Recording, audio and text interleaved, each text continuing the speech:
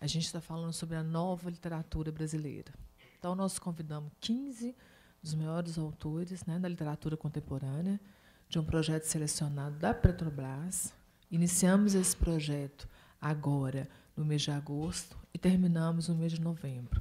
Começamos com João Carrascosa, depois Joca Reines, e hoje a gente tem o prazer de falar com o historiador, crítico literário, professor Sérgio Alcides, que vai falar para a gente sobre o livro Pia. Quero contar para vocês que o projeto só acontece porque nós temos patrocínio do Ministério da Cultura da Petrobras, apoio do Itaú Cultural e da Rádio Inconfidência. E de vocês, né? Claro, o nosso público. Sérgio, vamos iniciar o nosso bate-papo?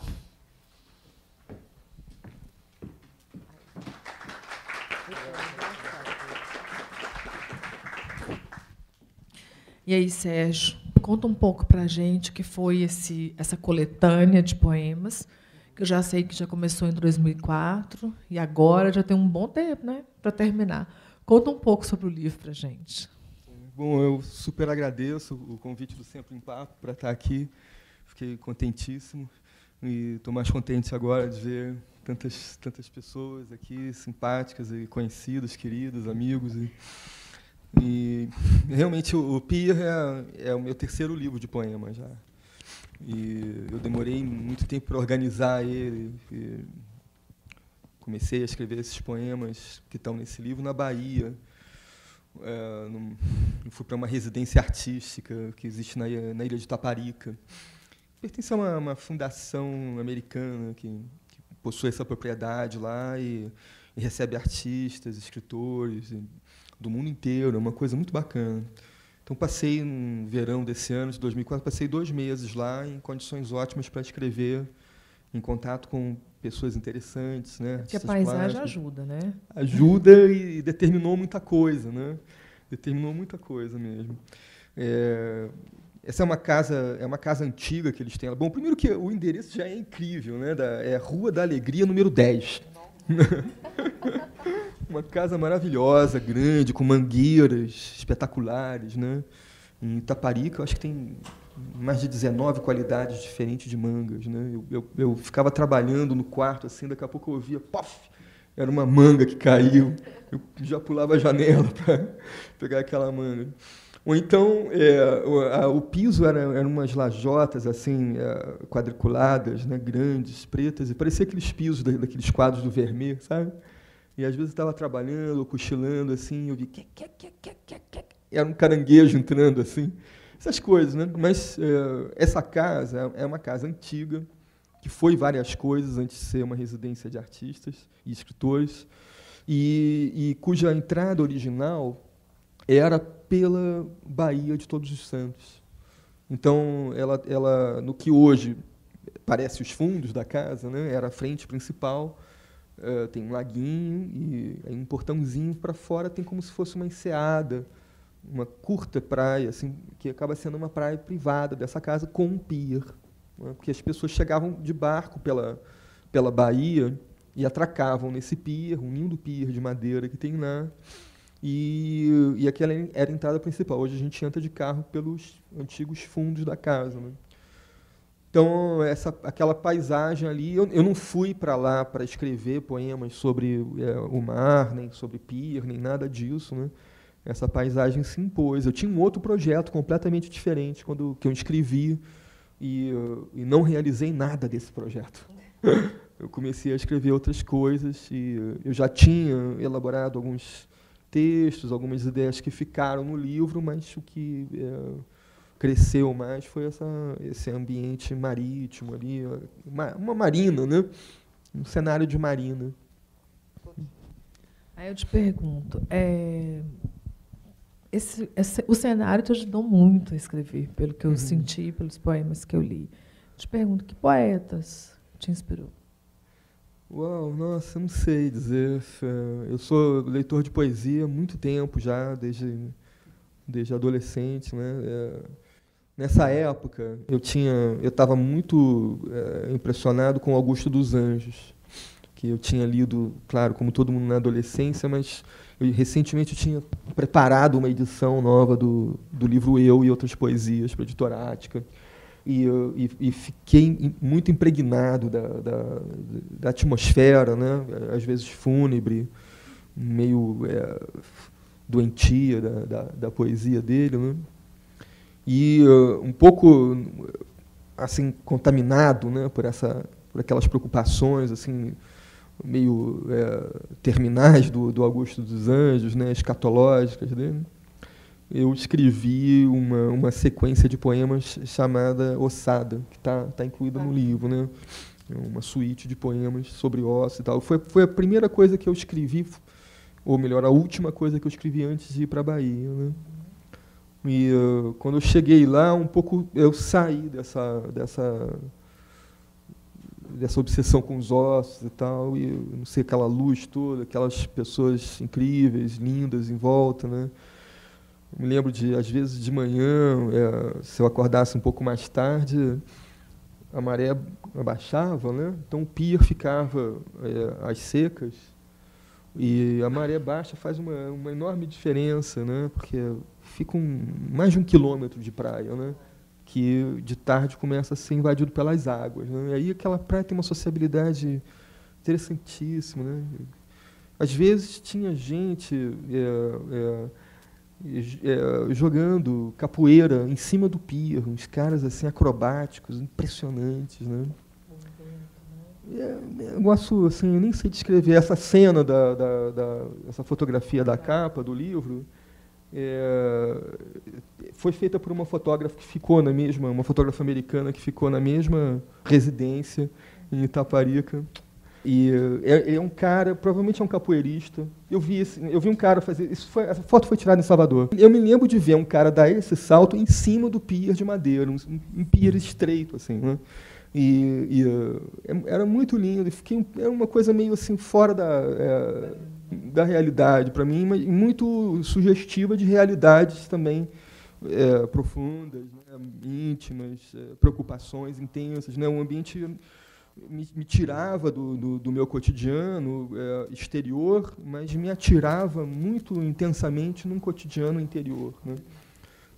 Me fez muito bem, recomendo demais assim, esse tipo de experiência para escritores e artistas. Quem tiver disponibilidade, às vezes a pessoa tem um trabalho, compromisso e tal, não pode, né? Esses canais de residências assim são muito bons. Primeiro por isso, né, porque te põe numa concentração que não é usual você ter. Eu não sou nenhum inspirado, né? Eu preciso muito disso, né? A poesia não chega para mim nos sonhos, como para Manuel Bandeira, né? Eu tenho que ir atrás dela, lutar por ela, lutar muito, e frequentemente fracasso nessa luta, né? Então, para mim, foi muito bom. Todo dia era uma conversação contínua, né? As refeições a gente fazia juntos, né? Era um grupo de 6 pessoas contando comigo, 2 brasileiros, eu e mais um, os outros eram estrangeiros. Eu era o único escritor. Então, você conversa sobre arte, sobre criação com pessoas que trabalham com outros meios, né? Então, eu não sei dizer quais são os poetas. Assim, eu estava muito focado na experiência que eu estava vivendo lá, né? E estava sentindo isso, que eu tinha terminado a Coisa dos Ossos, né? Eu até planejava prolongar aquela suíte óssea lá, das ossadas e tal, mas lá em Itaparica eu percebi que tinha chegado a um fim. Eram 5 poemas e ficou daquele tamanho mesmo. Foi publicado na internet depois, na revista Errática, né?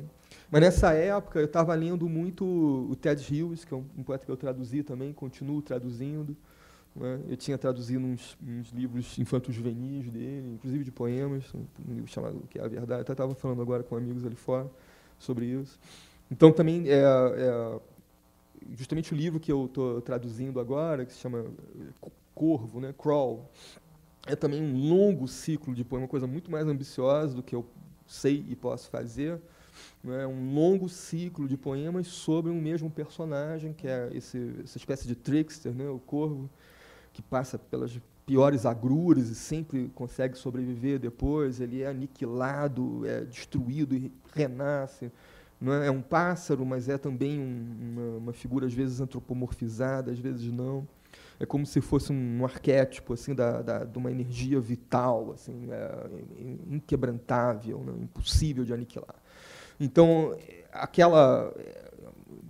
essa ideia também de você poder desenrolar um tema, criando um personagem que você vai explorar muito de vários lados e tal, talvez eu estivesse pensando, não sei, digo isso a posteriori, né? Talvez eu estivesse um pouco ligado no Corvo do Ted Lewis, que eu estava muito encantado, né?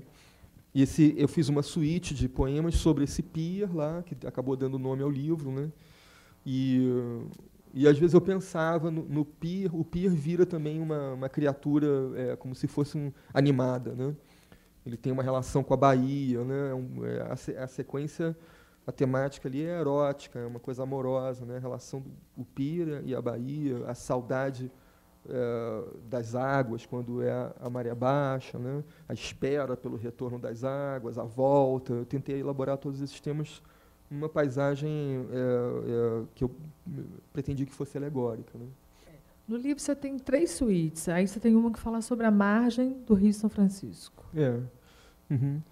Também, quer dizer, são 3 suítes no livro, né? Uma é da Ossada, depois Pier, e tem Margem do São Francisco, que aí o tema é o sertão, né? É a experiência do isolamento, do lugar não comum, que no final vira um lugar comum também, né? Tomei um banho patriótico nas águas do São Francisco, pensando, né, como é que aquilo, né, é daquele jeito há tanto tempo, como é que aquilo não virou um Danúbio, né? Como é que aquele rio, o que impediu aquele rio de produzir um determinado tipo de civilização e produzir outra, né, que está lá. E também tentei explorar nessa suíte o sentimento de não pertencimento a um lugar, né? Ao mesmo tempo de encantamento, mas de não pertencimento. Isso eu sou totalmente estranho daqui, né? E não sei se consegui, né? Aqui, há pouco, Sérgio, você falou que a poesia não vem numa inspiração para você, nem sonho, nem visões, nada, né? Infelizmente não. Aí, lendo o seu livro, eu li um poema global. Tá. E aí me chocou, porque ele fala um pouco da realidade cotidiana. Queria que você falasse um pouco, você parece que você está meio bravo com o shopping, com a sociedade de consumo. Queria que você falasse um pouco sobre esse poema. Esse poema é da zona da rabugice do poeta, né? Poema meio desabafo, assim, não é? Também,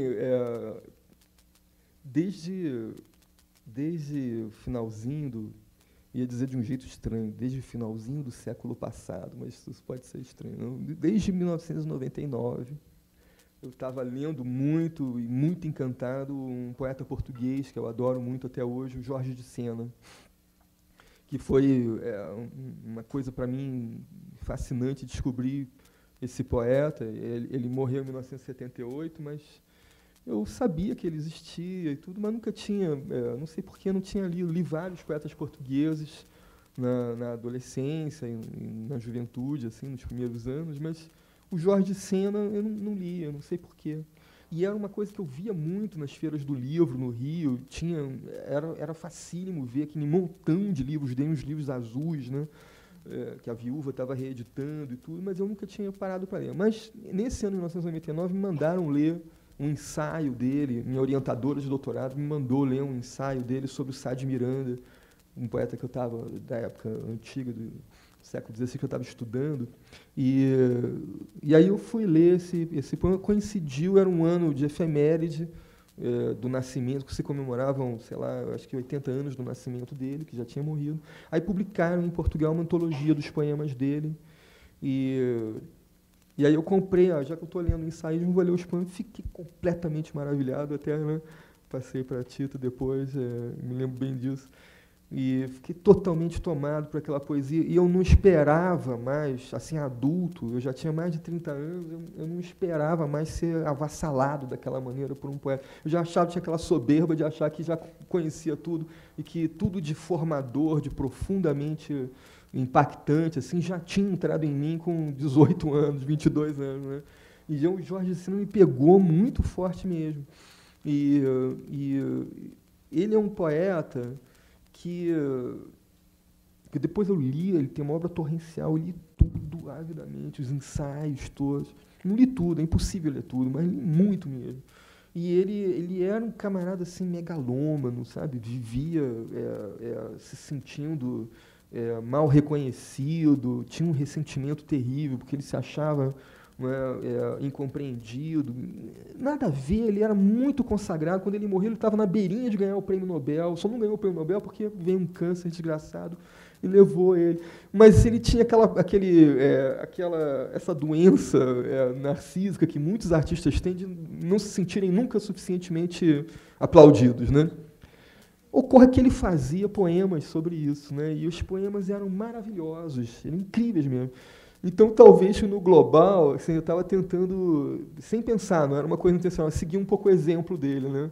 Pegar as minhas rabugices, né, as minhas neuras e tentar transformar aquilo numa coisa sublimada, artística, né? O Jorge de Sena tem um poema maravilhoso que é chamado Camões dirige-se aos seus contemporâneos, e é o Camões dando uma espinafração em todos os contemporâneos que não o reconheceram no seu tempo, né? E o leitor entende que o Jorge de Sena está falando dele mesmo e se colocando simplesmente na posição de Camões, né? E o poema é um poema humorístico, muito lindo, né? Muito engraçado, muito bem realizado, que é totalmente feito com o ressentimento do escritor, que aparece ali sublimado, vira arte, né? Então, meu desconforto com esse consumismo desenfreado da nossa sociedade, essa frivolidade que nos toma, né, o cotidiano e tudo, eu tentei me livrar um pouco disso fazendo um poema que fosse um ataque. Né? Mas ficou muito bom. Obrigado. Com essas novas tecnologias, com a velocidade do tempo, né, com os jovens escrevendo hoje por símbolos, assim, como que a gente vai introduzir a poesia na vida desses jovens de hoje? Né? Porque é tão importante, igual você, é super importante ler, super importante a poesia, mas como trabalhar diante dessas novas tecnologias, né, para falar para esses jovens de poesia? Olha, eu não sei dizer. Um dia de muito mau humor, a minha resposta foi assim: a primeira providência seria proibir o ensino de poesia nas escolas. Mas isso é óbvio que não é sério, né? Mas realmente, quer dizer, assim, um professor que não é leitor de poesia é obrigado a dar uma aula sobre poesia na escola, ele está esterilizando uma turma inteira, né? Eu acho que não pode ser uma coisa muito forçada, curricular, né? A leitura de poesia é um desvio, né? É uma coisa que é um desvio de rota. Você nunca está... Não é uma rota, tem que ser um tropeço, um esbarrão, alguém que você conhece, uma namorada mais velha, um amigo mais velho que você admira muito, uma paixão, um professor que é muito mais do que um professor, né, que é uma pessoa que está imantada de outras autoridades diferentes, né, de ser professor. A irmã mais velha, né, que tem aquele livro misterioso lá no quarto, né? Assim, é uma coisa que você tem que contar com uma sorte, um golpe de sorte ou de azar, não sei, mas certamente do acaso, que te desvia de um roteiro mais previsível, né? Isso no nosso tempo, no meu tempo já era assim, né? Em outros tempos era diferente, porque isso era uma coisa, a poesia fazia parte da formação de todo mundo, né? Não sei se isso é necessariamente bom, entende? Também mudam as coisas, né? Mudam-se os tempos, né? Mudam-se as vontades, então não sei como sair desse imbróglio. Você falou uma coisa muito importante que eu concordo plenamente quando você fala assim, quando a gente começa a ler, a gostar de literatura, lá no princípio, se não tiver um professor motivador, ele te frustra de cara e você, logicamente, não vai conseguir ler mais nada pela vida. Uhum. Né? Até porque a gente tinha aqueles livros lá marcadinhos para ler, que às vezes não eram tão agradáveis, a gente era sempre obrigada a ler. Agora, dessas formas literárias que nós temos, a poesia é melhor para se expressar, assim, porque poesia é poesia de protesto, né? A poesia também já foi uma forma de protestar, que, através da música, né, já lá nos primórdios, né, sempre apareceu com essa intenção. Castro Alves, né, falou de toda dureza da escravidão, no qual tem poemas maravilhosos, né? Ele consegue falar da escravidão e ainda colocar aquilo de uma forma poética. Né? Então, eu queria saber se essa é a forma melhor de se expressar dentro das formas escritas. A pergunta é muito boa também, mas eu, de novo, não tenho uma resposta assim, muito nítida, né? Eu acho que assim, o engajamento da poesia ele tem que ser, em primeiro lugar, com ela mesma, né? Com a própria poesia, com as possibilidades todas que a linguagem oferece e com os limites da linguagem que você quer combater, com os vícios da linguagem que você, né, quer articular ou sabotar, né? Esse é o engajamento da poesia, né? Esses poemas magníficos do abolicionismo, né, do Castro Alves, eles são magníficos não é por causa das boas intenções, né? É porque tinha um artesão ali atrás com esse engajamento anterior ao engajamento abolicionista, mesmo que ele próprio não percebesse, tinha uma relação muito intensa com a linguagem, com a própria poesia, com a tradição da poesia. Existe um texto curtinho do Joaquim Nabuco, em que ele relata memórias que ele tinha de ver o Castro Alves declamando seus poemas na Faculdade de Direito em São Paulo. E o frisson que eletrizava os estudantes, porque era o Castro Alves, um garoto de 23 anos, 22 anos. O Castro Alves foi estudante lá também durante um tempo, né? E já era um poeta muito célebre. E quando ele ia declamar naquelas tribunas lá, era uma coisa quase, não era de massa, mas todos os estudantes ali ficavam eletrizados como se fosse um superstar. E ele ficava eletrizado também, né? Que era muito vaidoso. E o Joaquim Nabuco fala, né, dessa vaidade brilhando nos olhos do Castro. O Joaquim Nabuco tinha uma rixa com ele, né? Então o relato não é assim totalmente favorável ao Castro Alves. Procura expor um pouco esse lado extremamente narcisista do Castro Alves, declamando, um pouco incendiado pela própria vaidade, com um prazer assim dos aplausos, né? E tudo. Uma coisa, eu adorei ler esse texto, porque você vê, pô, cara, um poeta, cara, ele chega num lugar assim, numa tribuna, cria essa impressão que a gente hoje está habituado a ver nos shows de música popular, né? Uma coisa incrível, né? Poesia invadiu, né, o nosso mundo, né? Eu sinto em mim o borbulhar do gênio, né? Não é? Eu até fiz uma paródia disso, dizendo, eu sinto em mim o sal de fruta, Zeno. Eu queria te fazer uma pergunta acerca do que você acabou de dizer. A minha pergunta é o que houve. Assim, na sua opinião, por que a poesia contemporânea não causa mais o mesmo tipo de frisson que um Castro Alves causava, por exemplo? Porque ela não suscita mais esse tipo de entusiasmo que hoje em dia outras artes suscitam, como a música popular, como você falou. Né? Talvez você esteja fazendo essa pergunta assim, um pouco para um historiador, né? Já que ela disse que eu sou historiador também. Que essa pergunta é uma questão dificílima. Tem a ver com não sei nem começar a responder isso, Rafael, é muito difícil. Quer dizer, muitas coisas, quer dizer, no século XX, muitas coisas se interpuseram, né? Inclusive meios de comunicação novos, na formação mesmo das pessoas, né? Por um lado, tinha uma coisa assim que o contato com um domínio simbólico das artes, da literatura, era entendido profundamente como formação, não como entretenimento, né? Uma coisa que você é um pouco educado para alimentar-se daquilo, né? Romances, poemas, exposições, viagens, né? Eram essas experiências de vida, as experiências educativas, de ensino na escola, na faculdade, e as experiências estéticas. Eram o que nutria a alma das pessoas, né? O espírito das pessoas, como se dizia, uma coisa muito século XIX, a vida do espírito, né? Eu não estou tratando disso de uma alta cultura, de uma baixa cultura, estou tratando de maneiras diferentes das pessoas se relacionarem com o simbólico. E então a poesia, eu acho que ela foi saindo um pouco dos currículos, né? Você vê até algumas gerações atrás, por exemplo, os médicos, os engenheiros, né? Você encontrava essas pessoas e podia conversar sobre poesia. Alguns poetas importantes brasileiros eram médicos, né? O Jorge de Lima, por exemplo, que acho que vai ser reeditado agora, era um médico. Né? Você podia ir ao consultório, né? Tratar da sua vesícula, enquanto ele examina, comenta um poema dele mesmo. Né? Isso é uma coisa muito improvável hoje. Né? Porque quando você fala de Castro Alves, o Castro Alves vem aquela coisa que o Castro Alves na Bahia era a arena, o povo, e o Castro Alves virou praça, e aí veio o Praça Educandor, no que ele falava de romantismo. Uhum.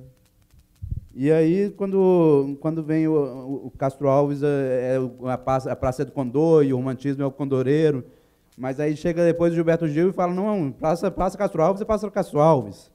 Né? E aí eu quero saber um pouco assim, como é que fica esse estilo, que a época vai mudando o estilo, e aí, né, a época mudando o estilo, vai mais ou menos essa coisa que cada região tem um estilo, e vai despertando o estilo da região, né? Entendeu? Por exemplo, a Bahia é diferente de Minas. Castro Alves, acho que o Caetano Veloso gravou, né, uma música meio rap, assim, naquele poema, naquele CD, livro, né? Não é isso? Que era o Castro Alves, né? Então as coisas tem uma circularidade, né? As coisas podem sair de um determinado registro, voltam por outro, e até continuando aquela resposta para o Rafael também, a poesia não causa mais aquele frisson da época do Castro Alves numa multidão, assim, mas ainda causa um frisson comparável com pessoas, com grupos menores, né? Agora tem a internet, onde a interação é muito intensa também, né? Mas tem uma figurinha ali chamada Pedro, que quer fazer uma perguntinha. Vamos lá, também. Pedro. Não precisa ficar com vergonha. Pode perguntar. Pai, você gostava de poesia e tentava escrever poesia na infância? Que pergunta legal, Pedro. Adorei essa pergunta. Muito legal, Eu gostava, sim, e infelizmente escrevi alguns poemas na infância que sua avó guardou num caderninho. Eu espero que tenha desaparecido para sempre. Por quê? Eu tentei negociar com ela isso, para ela me devolver aquele caderninho, mas ela não queria. Eu não sei onde está isso hoje. Confio que terá desaparecido. Mas eu gostava, sim, gostava. Eu gostava, mas não sabia que eu ia ficar gostando disso por muito tempo, entende? E seu avô, aliás, por falar em Castro Alves, seu avô, Ronald, ele gostava de poesia também, e como ele era do mar, né, marítimo, né, navegador, ele adorava os poemas do Castro Alves também. Eu me lembro de mexendo nas coisas dele, nos papéis da época em que ele viajava e tudo, encontrar ele uma cópia do Navio Negreiro, que é um poema desse poeta Castro Alves, lindo, sobre o transporte dos escravos para o Brasil em navios que vinham da África. Ele copiou à mão o Navio Negreiro inteirinho, né? E eu tinha mais ou menos a sua idade quando eu encontrei isso. Legal. Legal, muito legal. Obrigada, viu, Pedro? É difícil ser poeta no mercado editorial brasileiro? É difícil, mas também é mais lamúria, né? Não sei. Você tem que ter persistência também, né? Tem que ter persistência. Mas hoje tem várias editoras, às vezes até editoras grandes, né, que investem em poesia. Os suplementos de cultura dos jornais são muito ruins, mas mesmo assim, frequentemente tematizam poesia. Né? Para esse programa aqui, nossa, a produção, vocês fizeram um trabalho incrível. Eu dei entrevista para cima e para baixo, passei o dia hoje de uma televisão para outra. Né? Quer dizer, é um pouco... Quer dizer, até sentindo assim que isso vira uma mercadoria. também, né? Quer dizer, eles têm que dar notícia, noticiar alguma coisa, vai ter um debate, então vamos chamar o poeta e entrevistar ele, né? Você vai lá. Então tem muitos canais, fala-se muito mais de poesia do que lê-se, eu acho, né? Fala-se demais até, nem precisava tanto.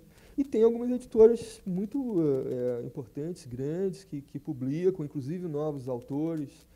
E tem também muitas editoras pequenas que fazem um trabalho valentíssimo, né? E publicam também, inclusive, novos autores.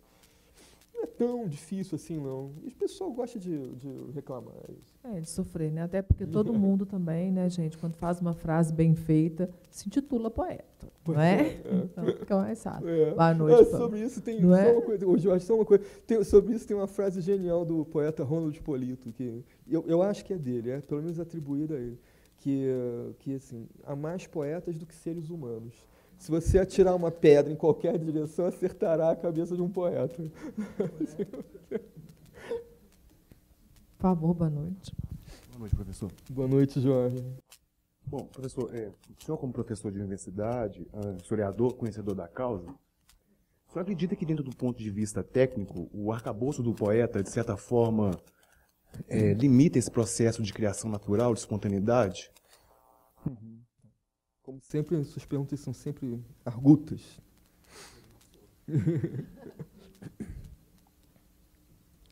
Eu acho que o espontaneísmo, né, a espontaneidade é uma técnica a mais disponível, né, para as artes e para a poesia também, né. Na época do surrealismo, por exemplo, a busca de uma escrita automática era metódica, né, paradoxalmente, né, o espontâneo, era método também para eles, né, uma maneira de romper com um monte de barreiras, recalques, né. Então, o espontaneísmo, mesmo que o poeta não perceba, ele também é técnico, né? É uma alternativa técnica. Mas a poesia tem um repertório enorme de possibilidades, né? E eu acho que não vale a pena ficar assumindo um parti-pris a respeito da técnica, né? Nem a favor da técnica, nem contra. A técnica ela vai aparecer, né? É preferível que o poeta tenha consciência do que ele está fazendo com a linguagem, da forma, né? Com as opções que ele está tomando, que ele reflita sobre o seu modo de escrever, os seus processos, do que isso não seja, mesmo que ele adote, por uma razão ou outra, uma escrita espontaneísta, ou que ele procure simular uma espontaneidade, né?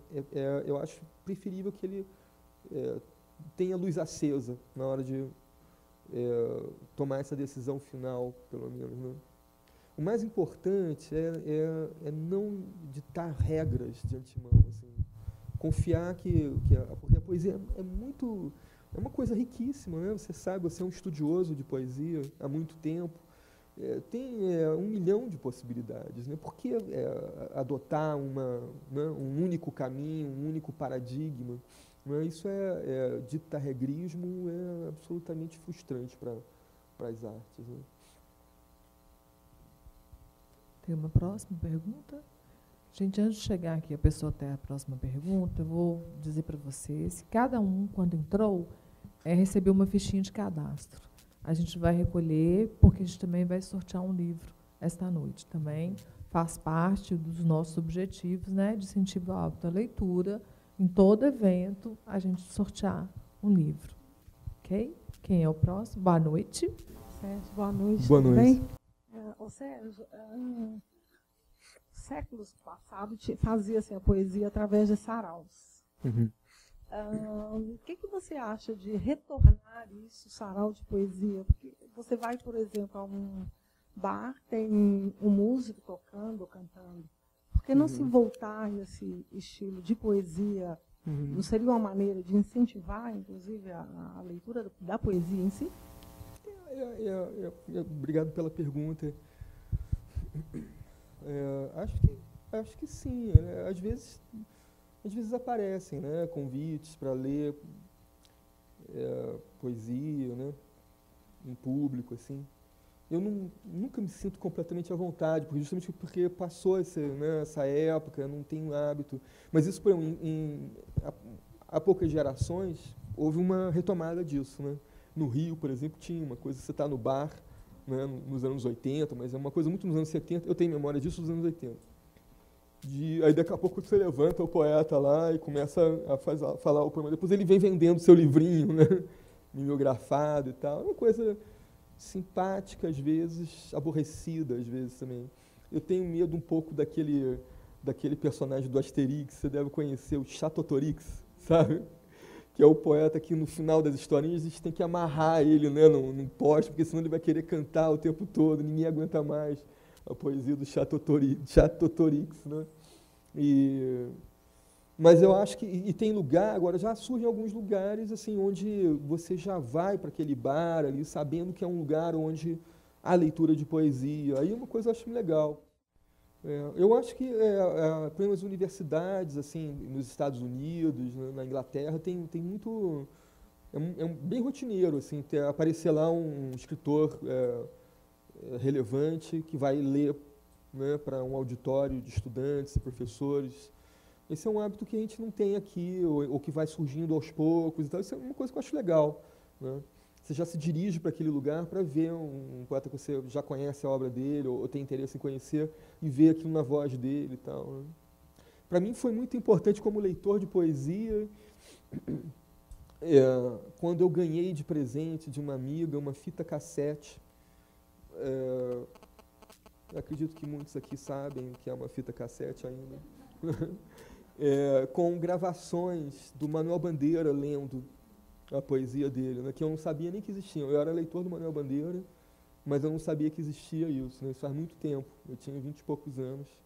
E quando eu ouvia a fita em casa, me lembro nitidamente de, poxa, eu não entendi nada da poesia do Manuel Bandeira, isso aqui me abre uma outra leitura. Eu tinha lido o livro, o clássico do Davi Arrigucci, que já tinha sido publicado, né, sobre a humildade no Manuel Bandeira, e ouvindo aquela voz rascante, aquela aspereza, eu não conseguia encontrar humildade nenhuma ali, ao contrário, encontrava uma colocação vocal muito altiva para ler, né?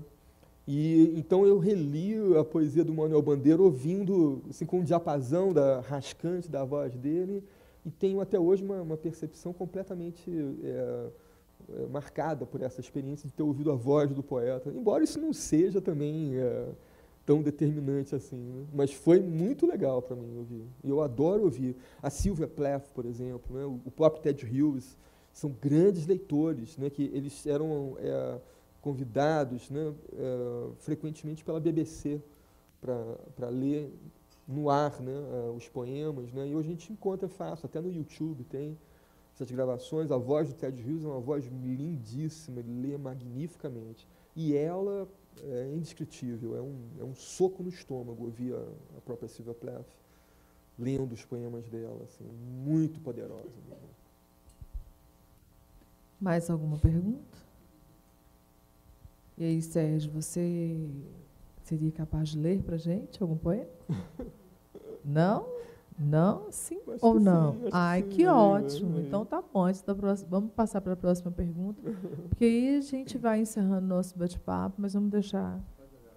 Claro. Não, tem mais aqui. Tem mais 3 perguntas.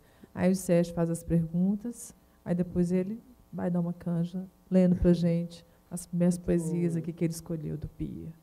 Boa noite, Sérgio. Boa noite. Está bem aí? Esqueci seu nome. Rafael. Rafael. O Rafael falou sobre... te questionou não, te cutucou sobre espontaneísmo. Uhum. E eu estava lendo um livro de um poeta de Alexandria, Constantino Cavafis. E ele era funcionário público. Tem muito poeta funcionário público. Eu acho que funciona ser funcionário público e ser poeta. Eu sou funcionário público. Funciona, sim, funciona. E ele falava... Drummond, basta dizer Drummond. Né? Drummond. Ele dizia, o prefácio do livro dele, a pessoa que prefaciou disse que ele reclamava que às vezes estava na repartição dele lá em Alexandria, pensando um poema, estruturando um poema. Chegava alguém para ser atendido. E ele abominava porque interrompiam a verve poética dele. Eu te pergunto se você já teve alguma dessas, um telefone tocando, alguém chamando, o café está pronto e tal, e te cortou. Ótimo, já tive, sim, mas infelizmente acontece mais, não é exatamente o contrário, né? Eu estou sempre muito ocupado, não sei porquê, eu não consigo organizar bem a agenda, estou toda hora atropelado com compromissos, né? O que acontece mais comigo é eu arrebentar todos os compromissos, porque tem um danado de um poema encasquetado lá, ou então não consigo dormir. Essa noite mesmo eu não conseguia dormir, precisava dormir, acordei no meio da noite porque estava o poema lá perturbando, aí rolando. Hoje de manhã tinha que fazer 1000 coisas, não conseguia, meio sonado, e não fui escrever. Isso é mais comum comigo do que eu ser interrompido, né? Eu é que interrompo tudo e atropelo, e o pior, com a maior frequência não consigo terminar o poema. Ou fica ruim o poema, que é mais frustrante, termino e fica ruim, né? Mas isso não devia acontecer com Cavafis, né? Aquele ali é um poeta maravilhoso, uma das emoções mais incríveis que um leitor de poesia pode ter, né? Com Cavafis, né? Adoro.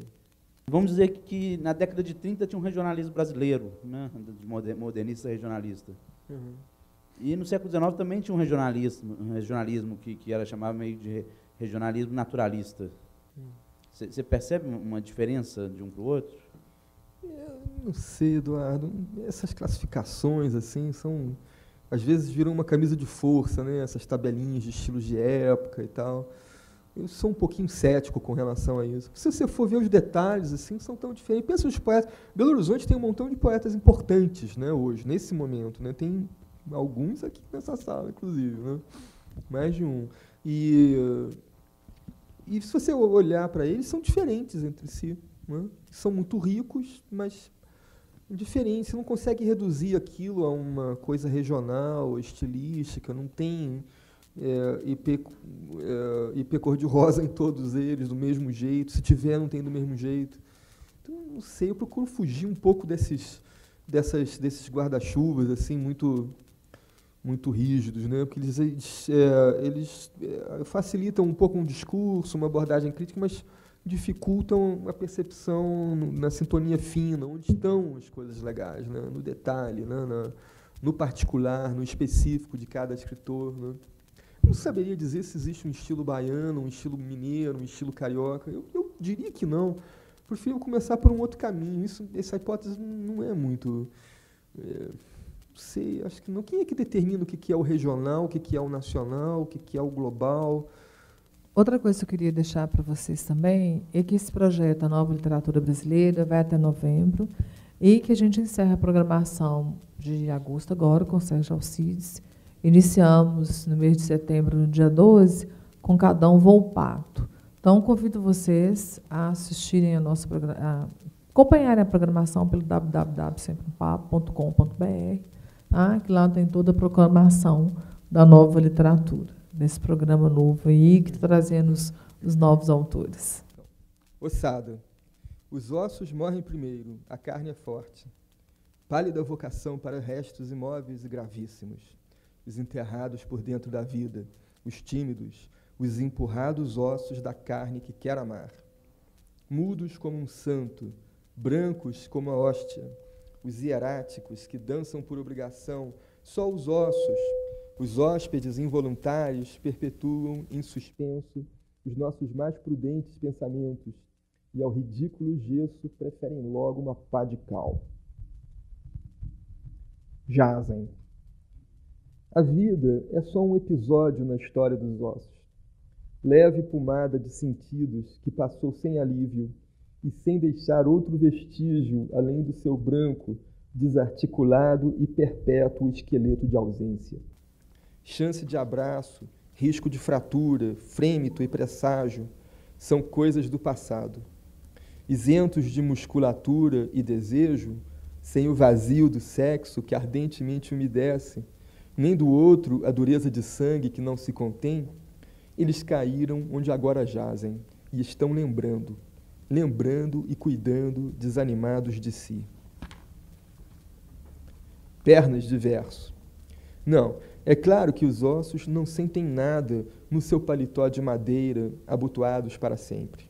Eu, que os tenho ainda profundamente, ou que a eles me atenho ainda cheio de esperança, ou que por eles sou tido ainda, quem sabe, é que presinto seu improvável tédio, sua gelada saudade, sua falta de carne, de amor, de alegria ou tristeza, seu horror ao movimento depois do último abandono, seu frio impedimento de articulação ou rima, seu arraigado conservadorismo, sua fatal abstinência, seu medo de enchente, obra, terremoto e bombardeio. Interpretação. Não leio nos ossos o futuro, que só pode ser lido nas vísceras. Estas já se entranharam para sempre, na pureza onde inexistem mais. Nem leio neles o passado de quem os depois, o anel em volta da falange, o traço da fissura, o branco fraturado, o furo através da têmpora e junto à hipótese de chacina, são indícios incapazes de sintaxe para quem da anatomia só se interessa por aquilo que em volta deles foi penumbra e fora foi fulgor, esforço, dor. Hoje, eles desconhecem com frieza de monge o amor e o ódio que são a própria carne do meu semelhante. Os ossos são desumanos. Lê-se neles apenas o presente, que branqueja. Por fim, drama. Penso no meu futuro morto, que cresceu dentro de mim por tantos anos, comigo, e hoje espera paciente pela minha despedida. Enquanto faço tudo para animá-lo a viver, dos vivos, os esqueletos ocultos são como marionetes, e verticalizo na manhã teatral sua pretensão inata à horizontalidade, sem remorso, reumatismo ou drama. E a ele empresto meus 5 sentidos, com a vibração o menos remota possível do beijo que recebo, do amor que sinto.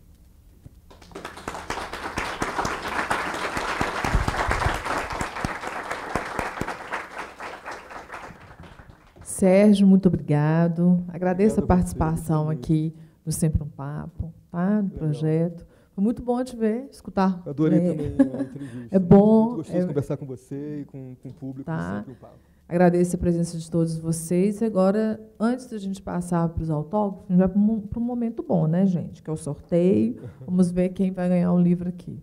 Sérgio, agora você que escolhe o método para sortear. Podia chamar o Pedro para escolher. Boa ideia. Boa ideia, cá, Pedro.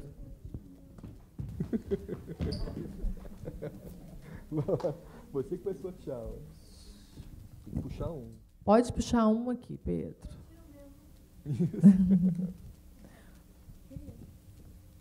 Tirei? Tirou? Podemos ler? Vamos lá, Pedro. Kátia Moraes. Quem é? Ah, parabéns. Você pega o livro comigo. Gente, no mais, deixo meu agradecimento a todos vocês, ao Sérgio Alcide essa participação, e conto com vocês, os autógrafos acontecem lá fora. Muito obrigada.